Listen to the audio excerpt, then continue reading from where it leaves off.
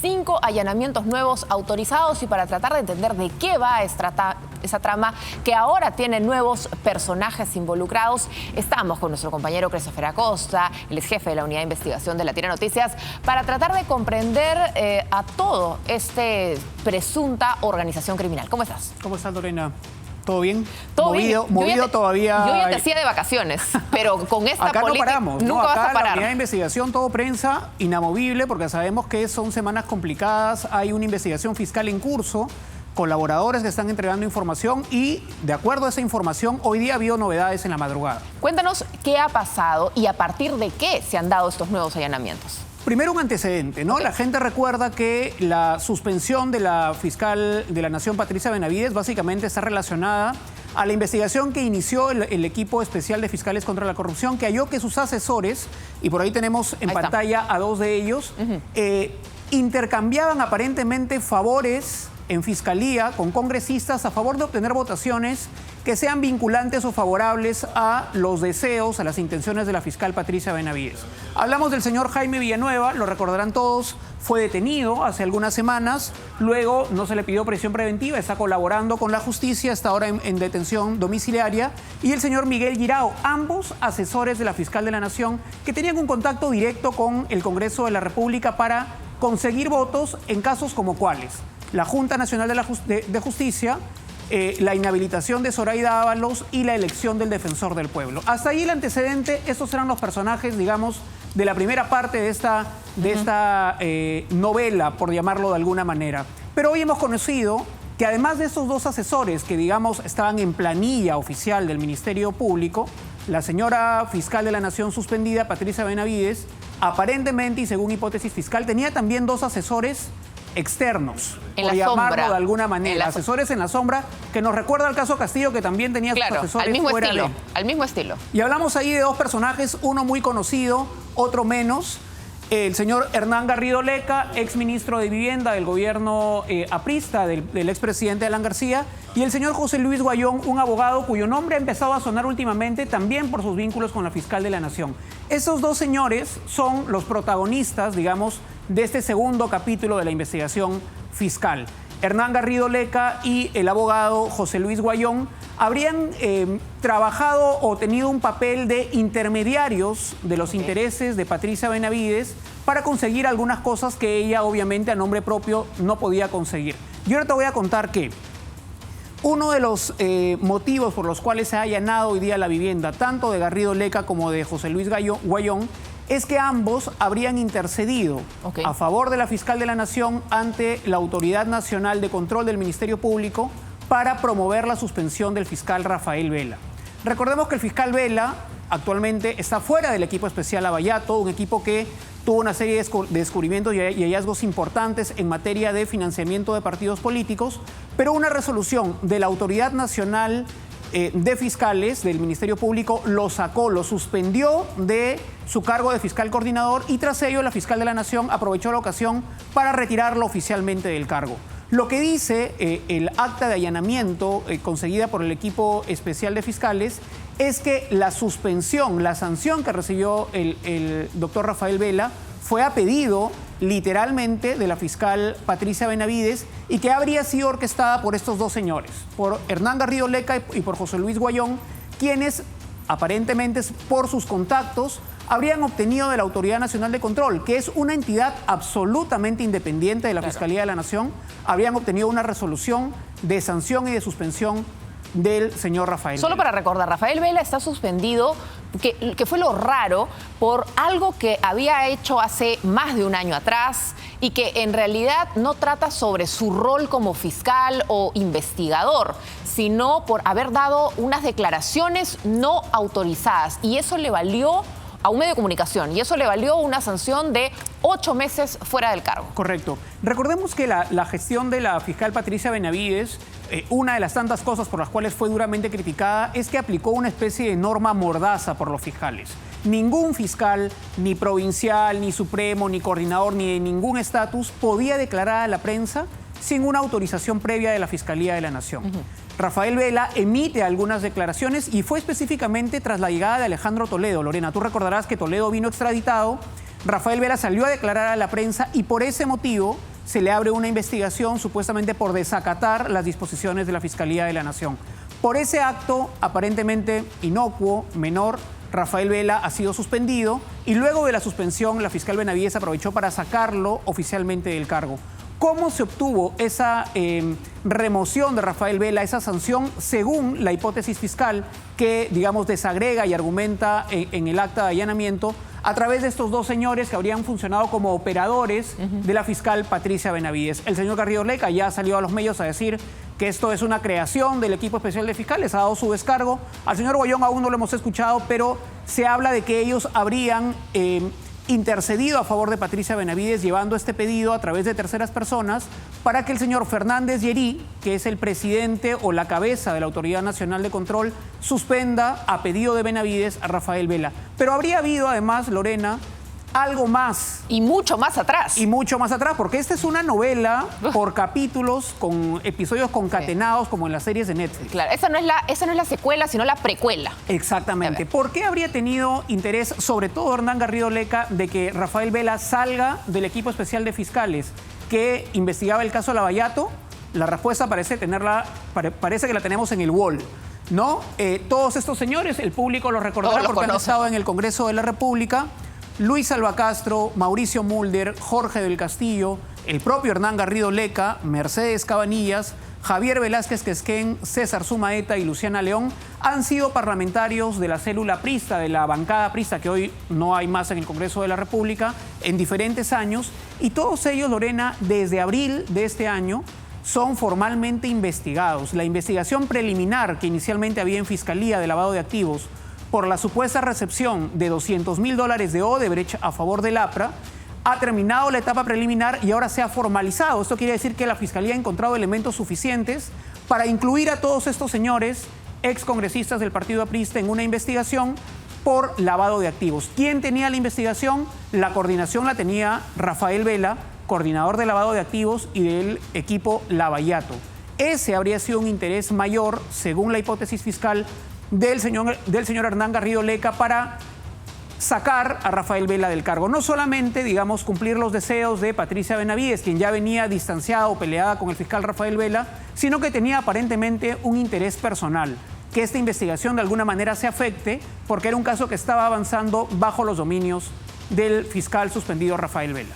Es interesante e incluso entiendo en los requerimientos fiscales para los allanamientos, porque esto no es que al fiscal se le ocurre allanar tu casa, va y te abre la puerta y llama a la policía. Eso tiene que pasar por una autorización judicial. Entonces tú le tienes que demostrar al juez que hay suficientes elementos de convicción para ingresar al domicilio de una persona, a la oficina de una persona y buscar todo lo relativo que pueda ser relevante para la investigación. Entonces, en este requerimiento, entiendo, también se menciona a Garrido Leca como un artífice de que Patricia Benavides se haya convertido no solo en fiscal de la Nación, sino en fiscal suprema.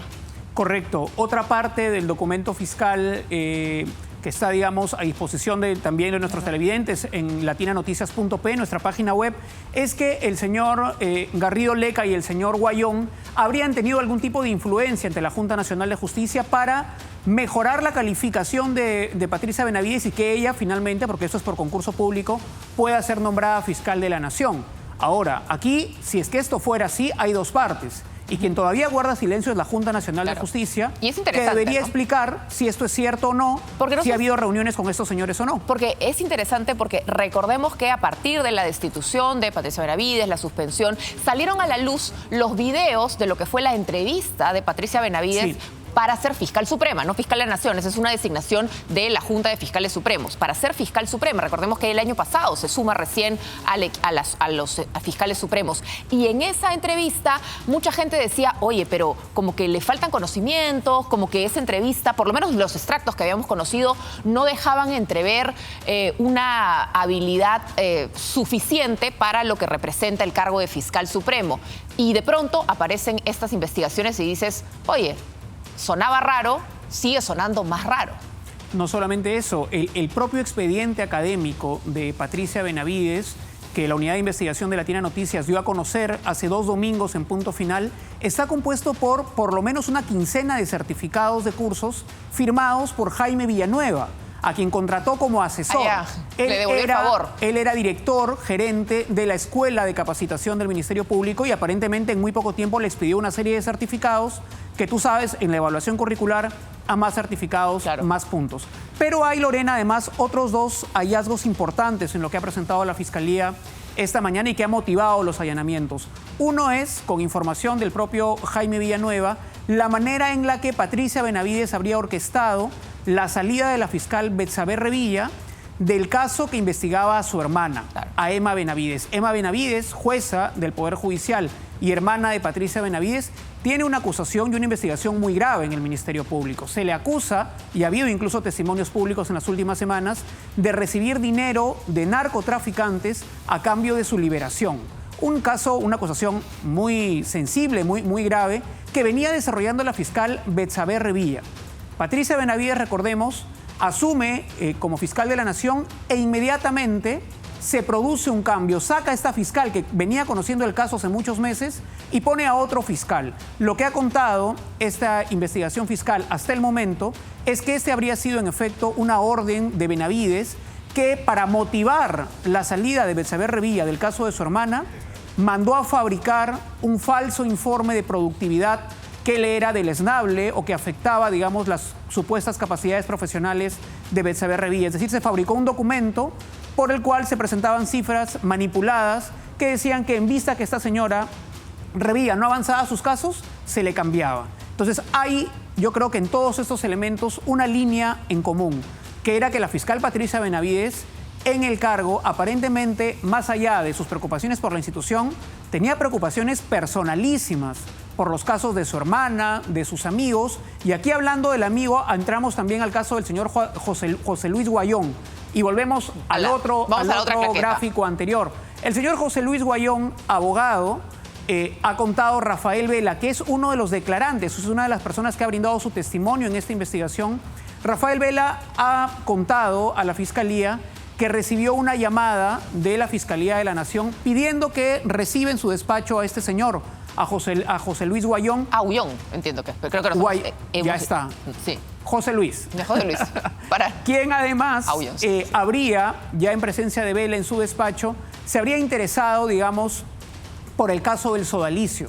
El señor no es el abogado formal del sodalicio, de este grupo católico que además tiene una serie de investigaciones pendientes, sino que además habría intentado de alguna manera conseguir algunas decisiones de parte del equipo de lavado de activos favorables a sus defendidos. El señor Rafael Vela no, digamos, dio respuesta a sus requerimientos y luego recibió una llamada, según su propio testimonio, de Jaime Villanueva comunicándole que la fiscal de la Nación estaba muy enojada porque su amigo Guayón no tenía, digamos, el apoyo de los fiscales de lavado de activos, a lo cual Vela le responde que los fiscales son autónomos. Con lo cual tú ves también que hay una preocupación no solamente por el caso de su familiar, de su hermana, sino también por los casos de su amigo, que es como se presentó este señor ante el despacho del fiscal Rafael Vela. Y es interesante también en el caso del requerimiento fiscal, Jaime Villanueva también hace una narración vinculada a lo que fueron las horas previas a la Operación Valquiria, que es esa operación que lleva a la detención preliminar de Jaime Villanueva. Recordemos que ese día en la noche hubo una reunión en el Ministerio Público donde sacan a Marita Barreto, donde de alguna manera también sacan a Jaime Villanueva, que era el asesor, y también lo pasan al retiro, digamos, por llamarlo de alguna manera, y uno dice, ¿qué pasó? Patricia Benavides decía, yo no sabía que iba a darse la Operación Valquiria, simplemente yo estaba trabajando, porque en el Ministerio Público se trabaja 24 horas, 7 días a la semana, entonces no es algo inusual. Sin embargo, cuenta Jaime Villanueva que le advirtieron de que se iba a dar esa detención preliminar, que se deshiciera de todos sus celulares y que se internara en una clínica. Y recordemos que ciertamente Jaime Villanueva fue detenido dentro de una clínica local. Atendiéndose un supuesto dolor de espalda y de ciática y de lumbalgia, correcto. Lo que se ha conocido hoy también a través del acta de allanamiento son una serie de hechos que para la Fiscalía constituyen actos de encubrimiento o entorpecimiento de las investigaciones, que son causales que podrían, digamos, a los investigados complicarles la situación porque se están oponiendo al trabajo regular de la justicia. Varios de los casos son los que tú has mencionado. el hecho de la desaparición de celulares, que ya ha contado Jaime Villanueva, el hecho que por propia orden de Patricia Benavides, ha contado Villanueva, se internó en la clínica y que la propia Benavides habría sido la coordinadora directa de su internamiento con algunas personas del equipo administrativo de la Clínica San Pablo. Pero hay otro hecho incluso más grave. Se habla que desde la Fiscalía de la Nación se habría implantado en el equipo especial de fiscales contra la corrupción un topo, por llamarlo de manera coloquial. Un fiscal que se colocó ahí en el equipo de Marita Barreto para que pueda informar... Para datear. Para que pueda informar de operativos, de investigaciones, de testimonios, qué información se está recopilando.